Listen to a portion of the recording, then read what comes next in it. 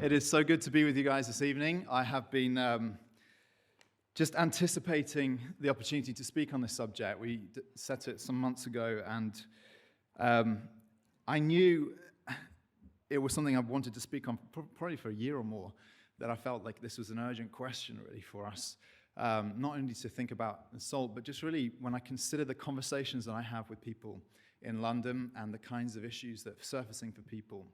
I'm not sure that there's a more pressing question than this one, because in many ways it's the issue behind all the issues.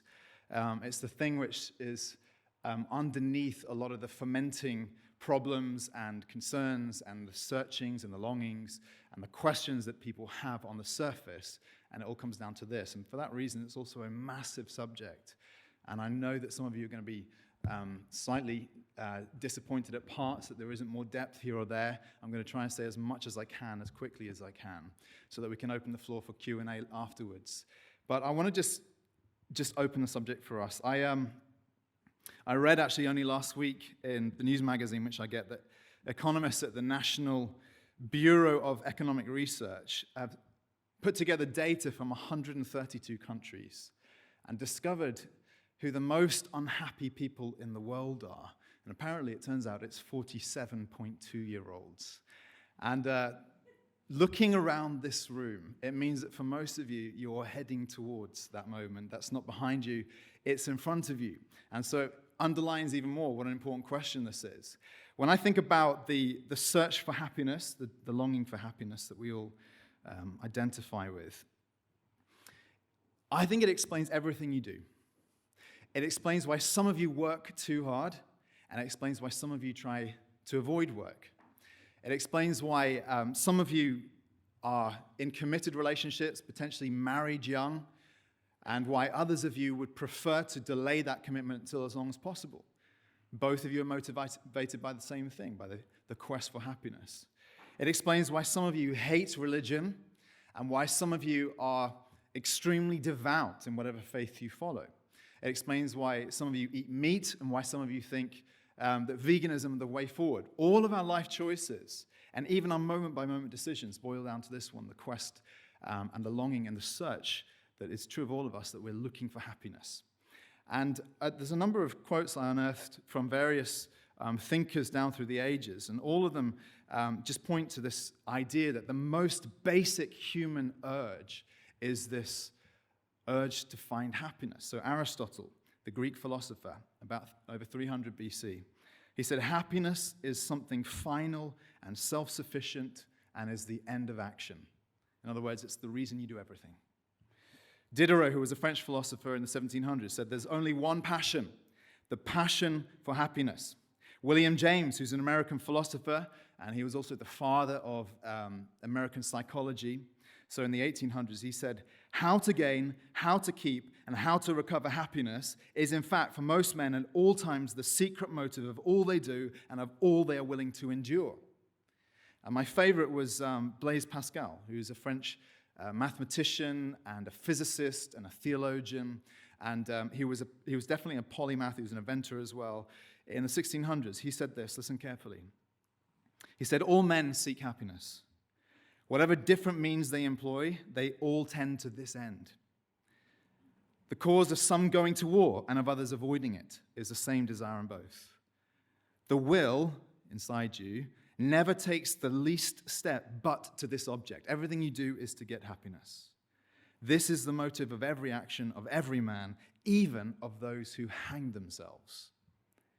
You pause on that thought for a moment and you think about it deeply enough, you'll realize he's right. Even people who commit suicide are doing it in the pursuit of happiness. It seems like the only route left, the only route available.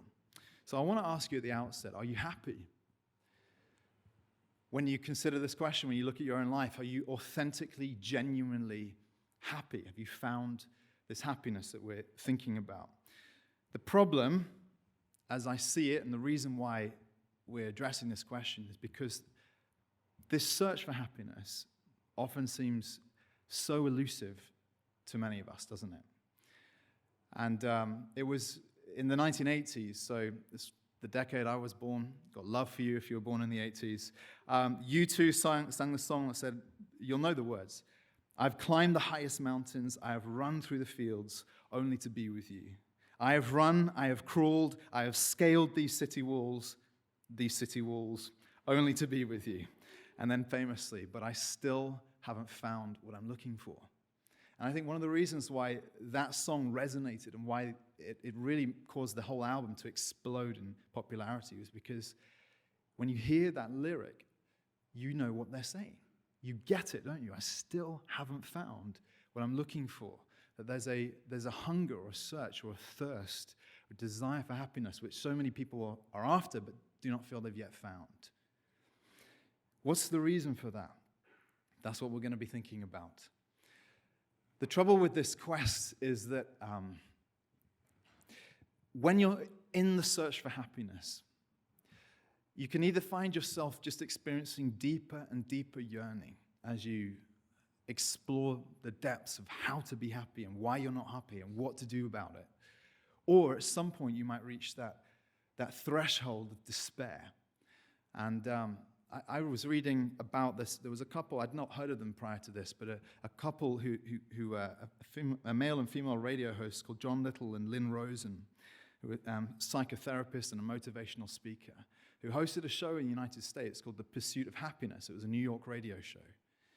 And in 2013, they were both found dead because they'd entered into a suicide pact together and suffocated one another. And you think, what on earth drives people to that depth of despair? And I think it's that, in a sense, they'd made their whole lives about this pursuit of happiness. It was what was their day job, essentially.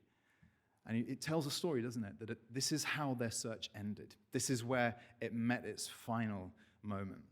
And this is why I think this is perhaps the most important question we could be asking. And I really can't exaggerate why I think it has to be tackled and thought through. I need to say at the outset, I believe that happiness is possible.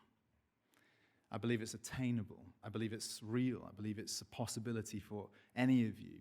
So what I want to do is I want to lay out what I see as the 4 main answers to the question and try and assess them a little bit as we're going along and hopefully bring the threads together a little bit at the end and lay out for you these 4 avenues. And I'm going to start with the first, which I also think is probably the most obvious. The first answer to the question of the quest for happiness is hedonism, the kind of the indulgence of desire, hedonism. I would say that this is the most instinctive, the most natural, the most intuitive answer to the question of how you find happiness.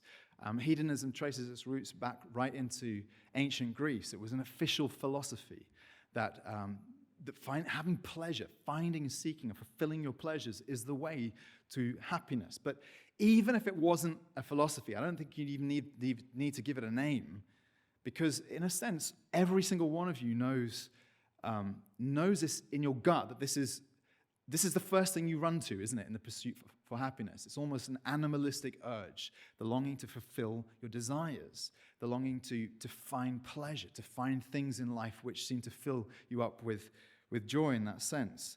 And so it seems to me that in recent decades or over the last century or so, when you look at the Western world and you look particularly at our context in the UK, it seems to me that this is probably the most prominent answer to the question. It wasn't always the case.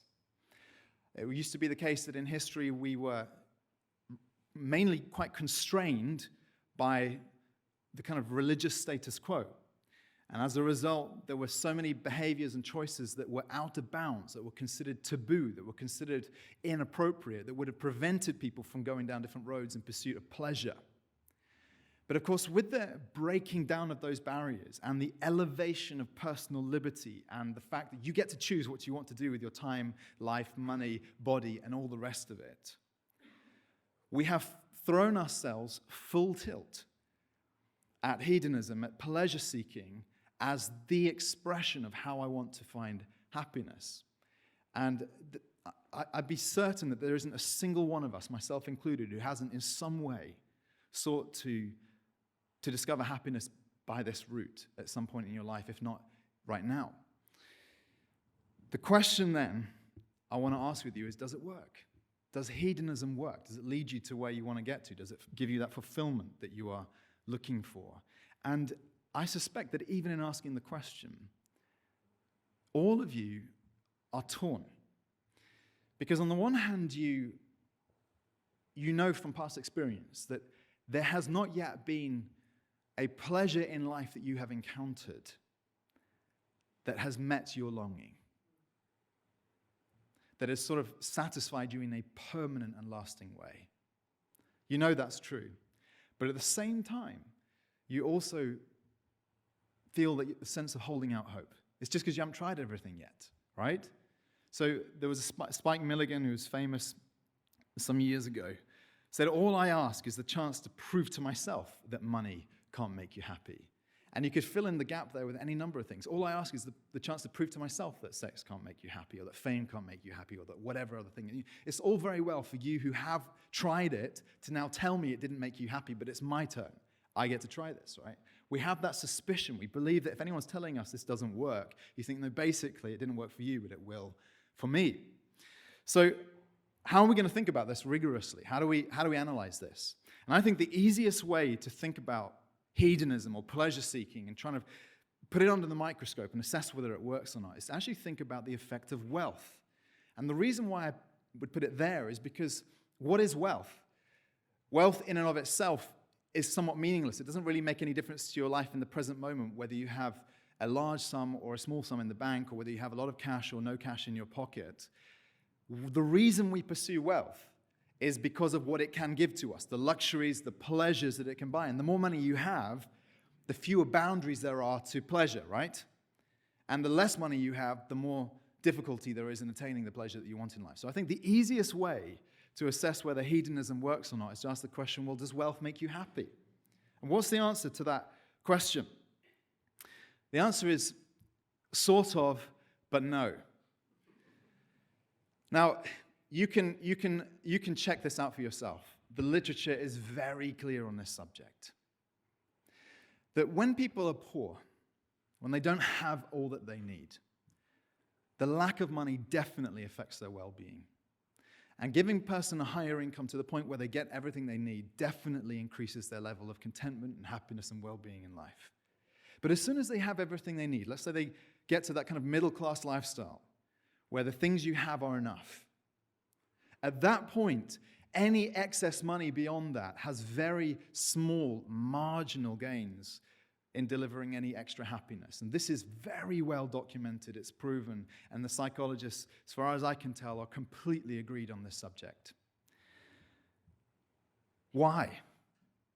What's going on there?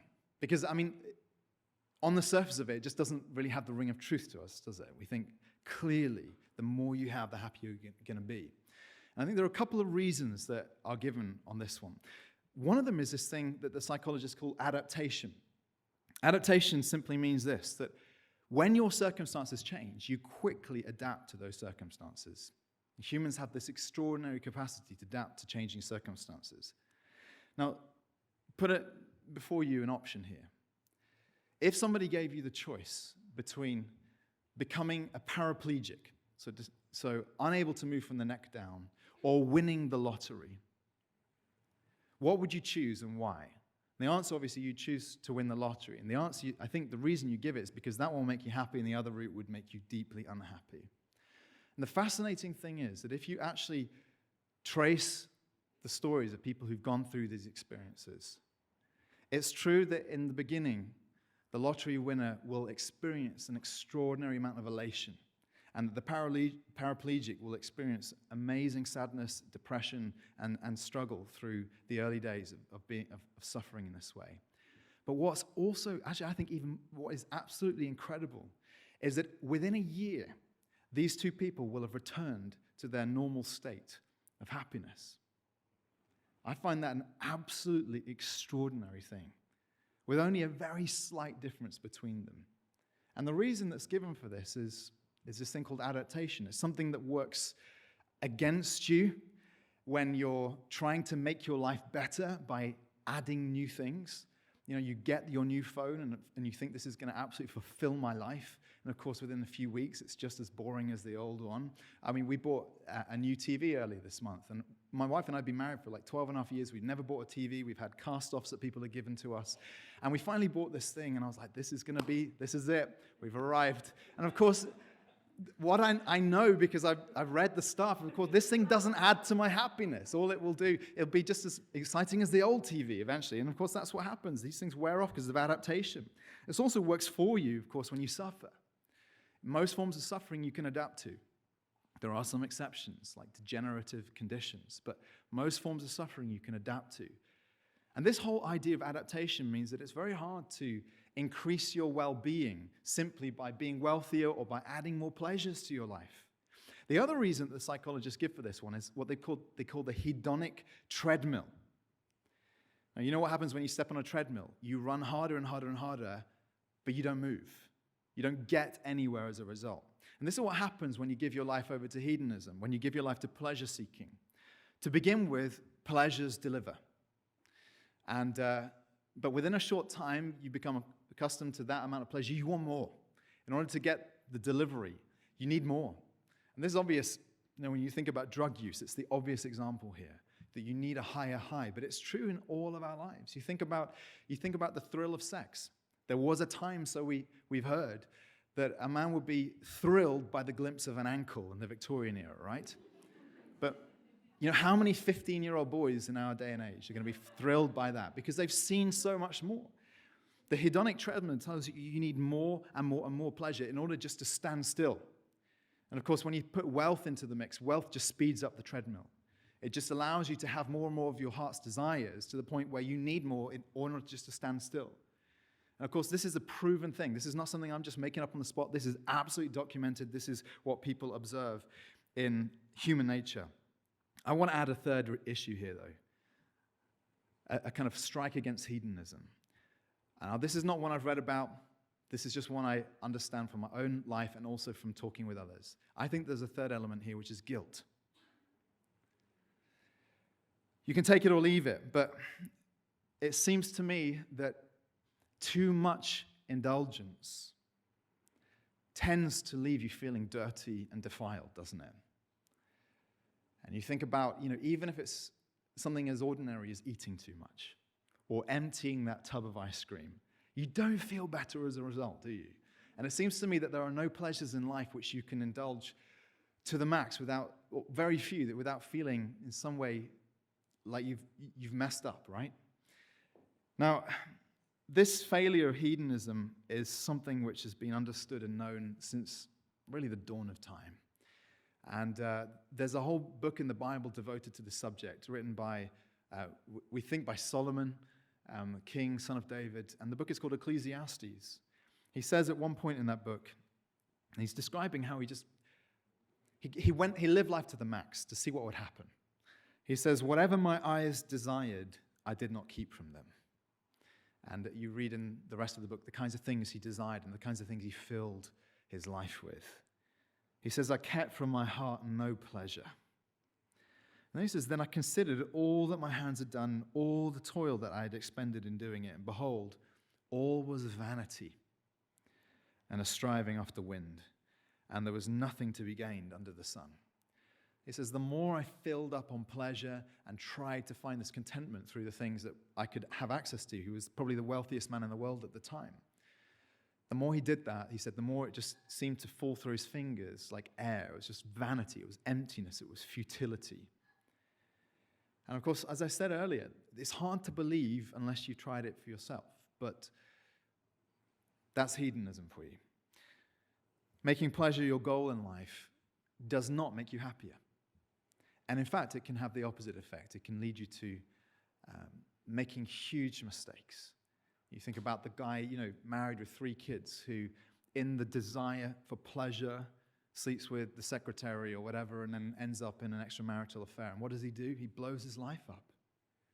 His yearning for pleasure actually has made his life worse in the long run, though he didn't see it to begin with. Hedonism, that's the first thing. Let me bring to you a second avenue. This one is a little bit more difficult. This is the option of philosophy. And I'll put it like this, it's the denial of desire. So if hedonism was the indulgence of desire, the philosophers have offered us a second option, which is the denial of desire. Now, I think in many ways this is a reaction to the failure of hedonism. And it's given birth to a number of philosophies and worldviews that are a reaction to it. And a couple of them I want to mention to you that have become increasingly kind of revived and repopularized in our day and age. One of them is Stoicism. You've heard of the ancient Greek Stoics. And the other is Buddhism, which they're different, obviously, worldviews, but they share a number of things in common. They're both atheistic. They both sort of champion virtues as the better way of living your life instead of pursuing pleasure. And they both have in common this core philosophy, which is this idea that's called detachment or non-attachment, which basically says that in order to be happy, you can't rely on external factors. You can't rely on success. You can't rely on a relationship. You can't rely on the pleasures of life because those things come and go and you can't control them. In order to be content, you have to find happiness within yourself by being non-attached or detached from the things of this world. The Stoics taught it, and the Greeks and the Buddhists taught it. So Stoicism, as I told you, arose in ancient Greek. It was the teaching of a man called Zeno, and more famously Marcus Aurelius, who is the emperor in Gladiator. If you like the film, he's the old emperor in Gladiator. So he wrote his sort of Meditations, which has really been a best-selling book for many millennia now. And what essentially these guys believe has been distilled in a number of modern books. But I was reading Derren Brown's book. You know, Derren Brown, the magician. He's written an interesting book on happiness. And I'll leave you to judge whether you think it's a particularly happy book or not. But I wasn't so sure. But he describes this philosophy in this way. He says, we are at the mercy of constant influences from without that pull or nudge us this way or that. And he says, this is the antithesis of a life where our center of gravity is rooted within ourselves. In the centered life, work, health, family, and friends still make their demands, but we can acknowledge and entertain those forces without feeling them imposed directly upon our core selves. So if you want a picture, I think what he's saying is something like this. He's saying that your life needs to be like a castle, well-stocked and with a drawbridge. And all the things of this life, be it relationships, be it success, your fame, your wealth, whatever it is, all those things are around you outside the castle. And in order to be happy, you need to be able to pull up the drawbridge so that you have contentment, so you have self-sufficiency, so that you have a perfect tranquility within yourself. You're a centered person, and that's how we become happy, he says. Buddhists teach something similar, and the story of Gautama Buddha was that he was a prince in India, and his father did not want him to encounter any form of suffering. So he had every pleasure imaginable, and he was kept closed up within the palace walls without ever being exposed to the sufferings and the realities of life until one day he got out. And upon seeing suffering, he began to wrestle with the problem of suffering, and he came to the conclusion that all of life is suffering. And his answer to that was similar to the Stoics, but much earlier. He taught the same idea that if life is suffering, the way we find happiness is through ridding ourselves of the attachments to the things of this world. And of course, his way was through meditation and other Buddhist practices, but it's essentially the same core idea. The only way you can be happy is by not needing anything, by not desiring anything, by not being vulnerable to anything or anyone, but having a perfect tranquility within yourself. There was an 8th century Chinese Zen master called Sen San who wrote a poem which kind of captures this. It says, "The perfect way is only difficult for those who pick and choose. Do not like, do not dislike. All will then be clear. Make a hairbreadth difference." In other words, the minute you start picking and choosing between good and bad, he says, "and heaven and earth are set apart. But if you want the truth to stand clear before you, never before or against, The struggle between for and against is the mind's worst disease. And what he's trying to depict for us is this picture of a person who has perfect tranquility because they neither like nor dislike. They don't choose or not choose. They're totally immovable in their peace and happiness that's within themselves. And well, what do we make of this? I think it was a little bit easier to kind of pull hedonism apart, but what do you make of this idea, which is almost its very opposite, isn't it? How do we deal with this? Does it make any sense to us? And it's a really important question because a lot of people are advocating these routes and walking down these routes in our day and age. And I want to say a few things. I think, first of all, it denies your humanity. Our desires and emotions, I know, can be harmful. It's possible to be overly dependent on the things of this world for joy. It's possible to feel emotions which cause you massive unhappiness like anger or powerful lust or these kinds of things. But our emotions are also, and our desires are part of our humanity, aren't they? So you think about the example of sex. Buddha said, so long as lustful desire, however small, of man for woman is not controlled, so long the mind of man is not free, but is bound like a calf to a cow. And I'll be honest with you. I desire my wife. I've got 3 children to prove it. And what do you think it would make? What would it do to my marriage if I were to fully agree with the Buddha there, that desire has to be completely squashed, controlled, eradicated? What would it do to humanity?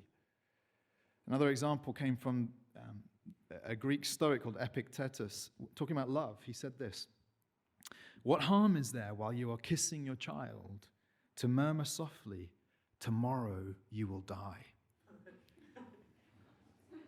I don't know if I have to answer the question for him, but but what he's saying is, listen, if you love your child too much, if your joy is too dependent upon your child, that will only lead to grief. And of course, there's some sense in that, especially in the ancient world where perhaps the majority of your children would die before you. You can understand where he's coming from. It's easiest to withdraw. It's easiest to pull up the drawbridge and just completely detach yourself from the things of this world. But doesn't that also make you less human? Doesn't it also somehow diminish your humanity? Another problem I have with this is I think it distances us from reality. If life is suffering, which is what the Buddha said, then why try and reduce it? Doesn't it lead to a passivity against the injustices and the social problems that you see in the world around you if you just say life is suffering and we just have to find tranquility and peace within our own hearts? I find it interesting that one of the most famous Buddhists alive today, the Dalai Lama, who's kind of the head of Tibetan Buddhism, and also exiled to India, because of China's occupation of Tibet. It's interesting to me that he spent decades of his life in negotiations with the Chinese for the liberation of Tibet. And what is that if it's not attachment? And wouldn't we think less of him if he was truly detached from the desire to help his own nation? In other words, I don't think it really works in the real world. And that if you were truly consistent in this, you'd have to deny reality. You'd have to deny suffering. You'd have to deny the problems of the world. I'd also add this: I don't think it agrees with the evidence. Now, I got this from reading an amazing book by Jonathan Haidt, who's an American psychologist, and the book is The Happiness Hypothesis. And we're going to get onto some of his stuff in a moment. But he says, he has a lot of admiration for Stoicism and Buddhism, but he says they took things too far. Because what they didn't see and what psychology has now shown us is that there are lots of external factors in your life which do contribute to your happiness. Things in your life are not the problem, in other words. So we've looked at hedonism, the indulgence of desire. We looked at philosophy and the denial of desire. I want to take you to a third thing, which is psychology and the study of desire. Psychology and the study of desire. Now, there's been a huge amount of progress on the question of happiness among psychologists. There was a time when psychology, the field of psychology, which is a relatively new field in its official form, there was a time when psychology was entirely devoted to pathologies, to sickness, mental sickness or illness. But over the last few decades, a man called Martin Seligman has pioneered what he calls positive psychology, which is the research into what makes humans flourish, what makes your life happy. And they've made some massive progress in understanding humans and understanding what makes us tick and what makes us live fulfilled, flourishing, and happy lives. And the research is fascinating. But one of the ways you can get a handle on it, it's too much to summarize really, but one of the ways you can get a handle on it is that Seligman has reduced it down to a formula. Who knew that happiness was a formula? I'm about to give it to you, so take notes. He says that happiness is equal to, is a sum of three things. S plus C plus V. And these three things are these. S is what they call your biological set point. Your genetic predisposition towards a particular level of happiness. C is your conditions. So things that you maybe can change, like how wealthy you are, or the relationships you're in, or the location you live in, or those kinds of things. And things you can't change, like your race, your age, your sex, your ability or disabilities, these kinds of things. So your conditions. And the third thing is V, your voluntary activities. So what you do with your time, what you choose to do, whether you choose to go out bike riding or watching TV, or what it is you do with your time, okay? Now, immediately when you think about this, so happiness is your biology plus your conditions plus your activities, your voluntary activities. Immediately you'll have spotted the bad news for some of you, which is your biology. The bad news is that what they've discovered is that your happiness is largely, to the majority of it, determined by your genes. Something like 50 to 80% of your happiness level determined by your genetics. Now this is absolutely, since I've read this, it's actually become completely obvious to me within my own family. There's no secret between me and my wife who is the melancholic, which is me, and who's happy, which is her. It's obvious to anyone who knows us. I'm naturally a pessimist. She's naturally optimistic. And the fascinating thing, as I told you, we had 3 kids, and the youngest is only a few months old, but the older 2 are 6 and 4, a boy and a girl. And it's fascinating to see these traits come through, and they've been with them since they were babies, actually. My boy is like me. I've been wrestling with him for 2 years trying to get him to his swimming lessons. Every day, every week when I bring him to swimming lesson, it begins with, I don't want to go swimming, I don't want to go swimming. And he talks like this over dinner, and then it gradually builds up until sometimes he cries. And every single time he has an absolutely amazing time. And I've at times resorted to filming him at the end of his swimming lesson and be like, can you just record a message for your future self telling you how much you enjoyed this? But every single week, it doesn't even matter if I show it to him, every single time, it builds up this fear, this anxiety, this withdrawal from something that pushes him outside of his comfort zone. And some kids are just like that. He's like that. I certainly have those tendencies and traits. Imagine how much happiness I lost preparing for this event, for example. Now, my daughter, on the other hand, is a completely different person. She is pure optimism personified. Like, she's 4 years old. A few months ago, before she'd learned to write, she would get out her notebook, which someone gave her, and she'd just write scribbles. And C would try and tell her, she'd say, I'm writing a story, Mummy. And she'd narrate her story. And C was like, I don't think that's English. You're not writing anything. She says, don't worry about it. It's all going to be fine. And she'd just read it to us. And like just last week, C was trying to reprimand her. She said to her, listen, you need to be kind to your friends. If you're not kind to your friends, they won't want to come to your parties. And, Isla's a party girl. She'll dress up. She loves, the idea of a party just lights up her world. So, but her instant retort was, they will, because I'll give them cake. And C replied, well, that might not be enough. What if they don't want your cake? And she says, I'm going to ask them what cakes they want. Don't worry. So she has this totally impenetrable optimism. You can't get the girl down. There's nothing that's too scary for her. And they were just born this way. There wasn't anything we did. They just came out different. And this is true of us, and that's the bad news, right? You have a biological set point, and the amount of happiness you can or can't experience in life works around a range around your biological set point. And some people just win what they call the cortical lottery. Their brains are just wired to be much happier than others of us. And that's just the way it is. So good news for some of you, I know. The good news, though, is this, that what they've discovered is that there are things you can do to improve your life. And I want to think with you about some of these things for just a moment. Jonathan Haidt, who wrote this book in the early 2000s, put it like this. He says, happiness is not something that you can find, acquire, or achieve directly. You have to get the conditions right and then wait.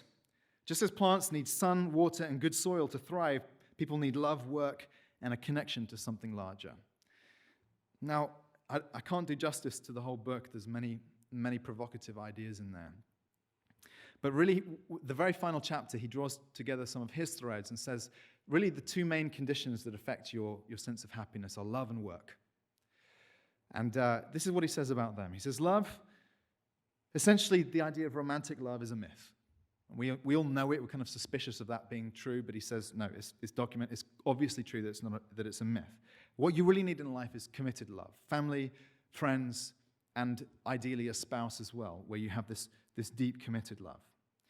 And this bears out in one of the most demonstrated, proved, robust theories that's lasted well over 100 years now and been proven by multiple studies, which is a guy called Emil Durkheim. He came up with this theory where he said that basically there's a correlation between people's well-being and the amount of constraints that tie them to commitments like responsibility, like family and friends and community. And what you see is that where these constraints evaporate, where you no longer have these obligations, marriage is an obvious one, but it's also other things, the structures, the kind of fibers that make your life bound to others and make society thick. Where those constraints disappear, you see happiness plummet and suicide rates go up. Now, he speculated about this back in the 1800s, and all the evidence has shown that he's been absolutely right. And Jonathan Haidt wraps it up in this way on this theme of love. He says, we need to interact and intertwine with others. We need the give and the take. We need to belong. An ideology of extreme personal freedom can be dangerous because it encourages people to leave homes, jobs, cities, and marriages in search of personal and professional fulfillment, thereby breaking the relationships that were probably their best hope for such fulfillment. And I say that knowing that in this room, most of us have done that exact thing. The majority of you not born in London. The majority of you have found your way to this city, doing something which would have been very unusual in the history of the world or in the history of our nation, which is leaving your community, your family, in the pursuit of personal liberty. And he says, in many ways, that's the worst possible thing you can do for your happiness and well-being. I find that fascinating. I don't think it means that you're doomed in any way. I believe that there are antidotes to that. And that finding community and commitment within a city is perfectly possible. But it ought to make you think. He says love, and the other big condition is work. There's a lot we can say about this, but I want to just say this to you very, very quickly. He says work can massively enrich your life if it meets certain conditions. If you regularly experience what Mihai Csikszentmihalyi, who's a Hungarian US psychologist, describes as flow, which is like that perfect balance of challenge in the work you do, but also of being able to do it where the time gets lost and you just get absorbed in your work.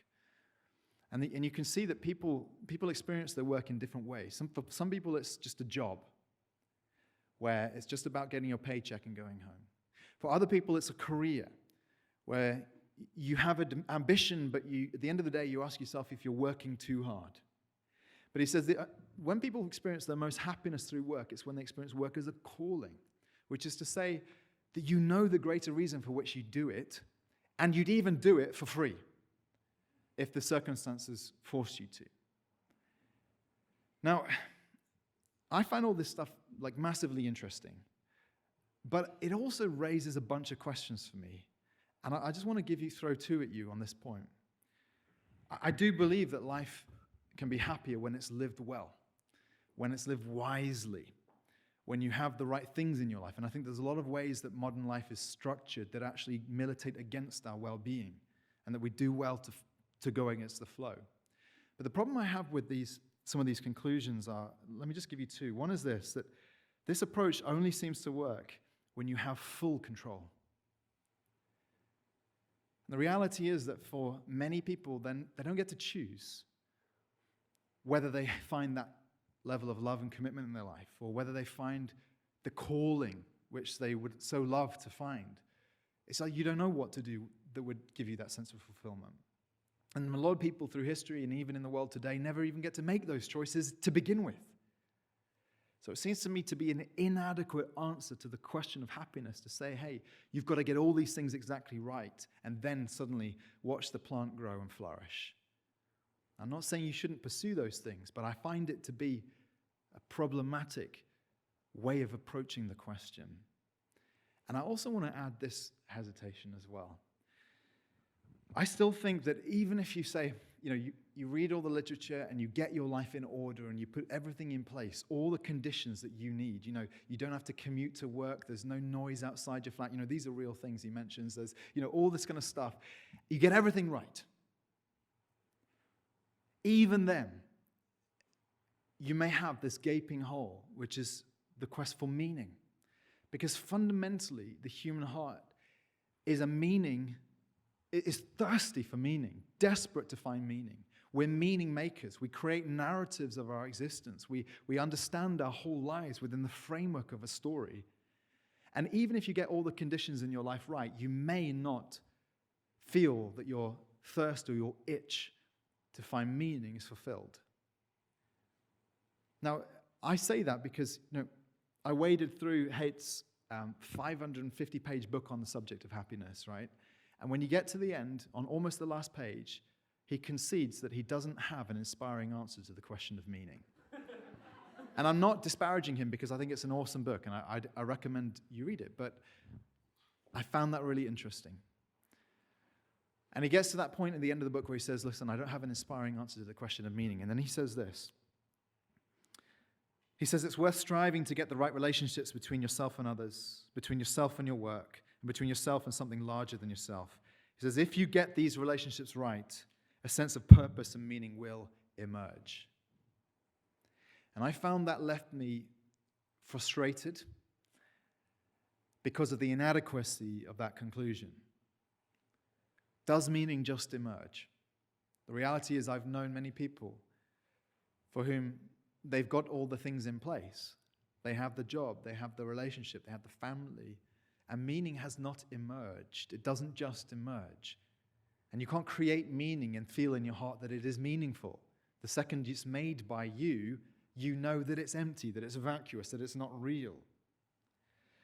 So I want to bring you to my final thought, which is about faith and the fulfillment of desire. And I'll deal with this very briefly. It will surprise you to know that the Bible, let me just pull a little one out here. The Bible, that's like a magic trick, wasn't it? The Bible has an enormous amount to say on the question of happiness. You've heard of the Psalms. The Psalms are the kind of prayer book of the Scriptures. And the very first Psalm opens on the question of happiness. It uses the language of blessedness, but blessedness just means happiness. It says, blessed or happy is the man who walks not in the counsel of the wicked, nor stands in the way of sinners, nor sits in the seat of scoffers, but his delight is in the law of the Lord, and on his law he meditates day and night. And he says he's like a tree planted by streams of water that yields its fruit in its season. Now you might disagree with the kind of hypothesis that's laid out there, the idea that living a righteous life will lead to happiness and this kind of flourishing. Whether you disagree or not is not my point. My point is that the Bible everywhere speaks to the question of happiness, and that this is a massively prominent issue within Christianity. Now, how does the Bible then expect us to answer this question? And it helps us answer it at two levels. The first level is the claim that righteous living works. And in many ways, this pulls together all the threads of everything I've said to you tonight. It pulls together the thread of the kind of positive psychology, the idea that if you have the conditions in your life right, you flourish. And in the Bible, that's the image of the wise person or the righteous person as opposed to the fool who acts foolishly and impulsively and all those kinds of things. And in the psalm I just read to you, or the part I read to you, the picture is of a tree planted by streams of living water. It grows robust and strong. It's in contrast, he says, to chaff, which is kind of the dust that comes off wheat that just blows away in the wind. He says you've got two choices in life. And I think that kind of agrees with everything that Jonathan Haidt and other psychologists have said about the conditions of your life. When your life is lived well, There's a sense in which you experience happiness. There's also agreement to some extent with the Stoics and the Buddhists in this sense. The Bible teaches us to shun short-term pleasures, impulsive, self-destructive pleasure in preference for long-term joy. And that's a massive theme throughout the Bible. There's a difference there about how you get it, but it's huge. The Bible teaches us about the blessings of the externals that Buddhism disparages as gifts from God, like love and children and work and your home and all these kinds of things. But it also teaches you not to elevate them too high, to turn them into idols, because as soon as they become idols in your life, they're your downfall. So it puts your desires in their place. Yes, it affirms desire, but also puts it into proportion, and it helps you understand how desire can be managed, controlled, and contained. And there's even agreement in the Bible with the idea of hedonism to a certain extent, and that'll surprise you. But the Bible's very clear. I mean, Christians often have a reputation as being killjoys and of imposing all kinds of arbitrary rules in order to destroy happiness. But this is actually massively in contradiction to what the Bible says about God himself, that he is happy, and also that every pleasure that we enjoy on earth is created by him, that he's the giver of all joy. You remember the first miracle that Jesus ever performed was turning water into wine at a wedding. Why, if not to let the joy flow? The Bible ends with a feast. It ends with a kind of celebration, a massive feast at the end of time. And you think, these are not the symbols of a morose, ascetic, kind of pleasure-denying religion. These are saying, no, there's a place for joy and for pleasure. And so there's that sense in which the question within Christianity is answered at those levels. It says all these things have an element of truth, and we can pull them all together to paint the picture of the happy, fulfilled life. However, there's another level at which we answer this. The Bible talks about a kind of a deeper happiness, which isn't reliant upon your circumstances. And this is because there have been many situations of Christians through the ages, and Christians even in my own experience, and even very close to me, where happiness has to be something that you enjoy even in spite of your circumstances. Sometimes that's because Christians themselves have been persecuted and suffered immensely for the cost of being called Christian. Sometimes it's because just stuff happens, right? Life is full of pain and suffering. And yet it's possible to have joy despite that, when all the conditions of your life are wrong, when you have no pleasures, when nothing's going well. It's still possible to have happiness. It's still possible to be fundamentally a joyful person. You ask the question, how? And the answer is to go back to your desires. This paragraph from C.S. Lewis captures it so perfectly. He says, creatures are not born with desires unless satisfaction for those desires exists. He says, a baby feels hunger. Well, there is such a thing as food. A duckling wants to swim. Well, there's such a thing as water. Men feel sexual desires. Well, there's such a thing as sex. If I find in myself a desire which no experience in this world can satisfy, the most probable explanation is that I was made for another world. In other words, what Christianity teaches is that your desires are not the problem. If anything, they're more like a signpost. The fact that you have hunger or thirst or an insatiable longing to find contentment and happiness and peace at last, it's a pointer that there's something that you have not yet discovered, that you were in a sense made for another world, that there is something eternal and transcendent that is meant to fill your heart. And this, of course, is what has been the experience and the reality for so many Christians through the ages. Perhaps one of the most famous examples of this was St. Augustine. Augustine lived in the Roman Empire in the 300s400s in North Africa. He gave his life to all kinds of hedonistic pleasure. He slept with whoever he wanted with. He lived a kind of party lifestyle, and he found this horrible emptiness at the center of his being. He gave himself to philosophy. He studied the philosophers. He was a smart man, very clever man, and he still found this emptiness. And he wrote probably what is the first autobiography in history. It's called his Confessions. And on page 1 of Augustine's Confessions, he describes how he arrived at tranquility. And he's talking to God as he writes. And he writes this line. He says, "You have made us for yourself, and our hearts are restless until they find their rest in you." Now, there was more I wanted to say on this, but my time has gone. And I want to just leave you with that thought as we close. Now, please, I'm going to hand back to Jeremy, actually. So go for it, my friend. Why don't you join me in giving Andrew a round of applause?